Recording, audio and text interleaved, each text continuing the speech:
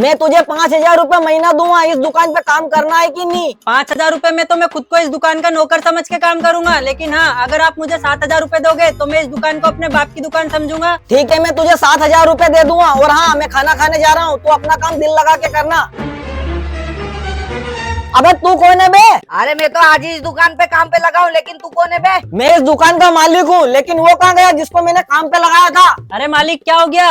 अबे तू कहाँ मर गया था? और ये किसको बिठा रखा है तूने दुकान पे? अरे मालिक, मैंने आपको कहा था ना कि मैं इस दुकान को अपने बाप की दुकान समझूंगा, तो मैंने खुद को मालिक समझ लिया और अपने हाथ के नीचे एक चेला रख लिया। चेला रखने से तुझे क्या फायदा हो रहा है? मालिक, आपने मुझे 7,000 रुपए में रखा, मैंने इसको 2,000 रुपए में रख लिया, और यूँ मानो ऐसी में 50-60 दुकानें तो चला ही रहा हूँ। मैं तुझे 7,000 रुपए देने को तैयार हूँ, लेकिन इन जैसे दलालों को नहीं। ये पकड़ 7,000 रुपए, और आज से तू मेरे लिए काम करेगा। ये लो मालिक, 5,000 रुपए तुम्हारे और 2,000 रुपए मेरे। और हाँ, हमारा परिवार ईमानदार था, ईमानदार है, ईमानदार रहेगा।